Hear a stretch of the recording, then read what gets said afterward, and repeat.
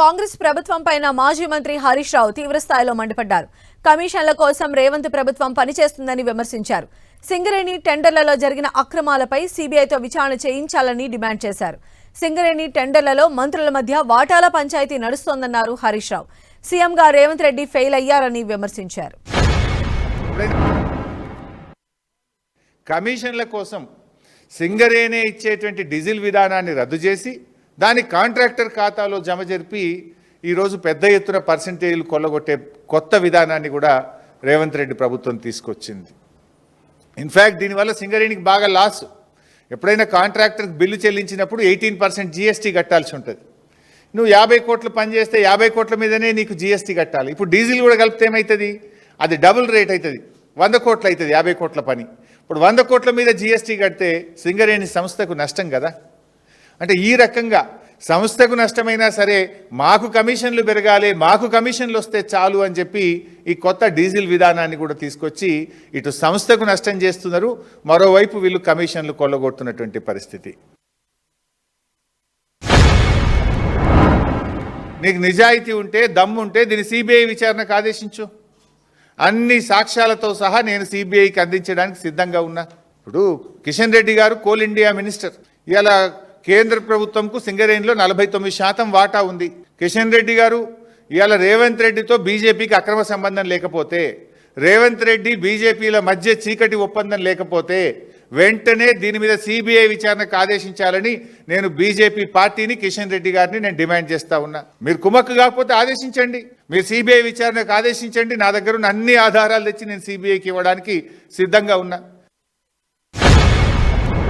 ఇలా బొగ్గు టెండర్లలో, సింగరేణి టెండర్లలో రేవంత్ రెడ్డి గారు వర్సెస్ బట్టి గారు వర్సెస్ కోమటిరెడ్డి గారు.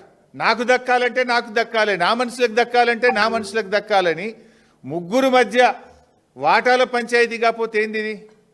పాపం మధ్యలో ఐఏఎస్ అధికారులు, జర్నలిస్టులు బలిపశువులు అయిపోయారు. మీ వాటాల పంచాయతీకి, మీ టెండర్ల పంచాయతీకి, మీ కాంట్రాక్టర్ల పంచాయతీకి ఐఏఎస్ అధికారులను ఎందుకు బలి చేస్తున్నారు? జర్నలిస్టులను ఎందుకు బలి చేస్తున్నారు? మీరు తన్నుక సచ్చింది నిజం, వాటాల కోసం కొట్టుకున్నది నిజం, నాకంటే నాకు టెండర్ అని చెప్పి తన్నుకున్నది నిజం. దీంట్లో జర్నలిస్టులు ఏం పాపం చేసిండ్రు?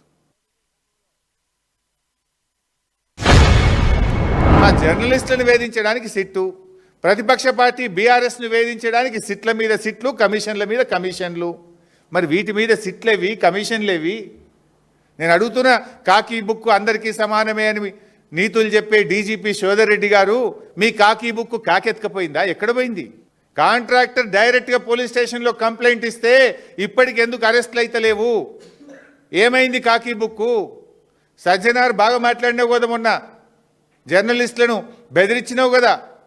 ఎమర్జెన్సీ ఉంటే మీరు ఇక్కడ ఉంటారా, నేను మీతో మాట్లాడతానా, మీరంతా జైల్లో ఉంటారని జర్నలిస్టులనే బెదిరించే ధోరణితో మాట్లాడినావు కదా.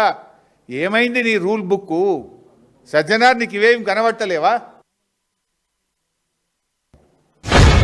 రేవంత్ రెడ్డి తెలియకుండానే సిట్టేసిండ్రు. అంటే రేవంత్ రెడ్డే హోమ్ మినిస్టరు, రేవంత్ రెడ్డే ముఖ్యమంత్రి.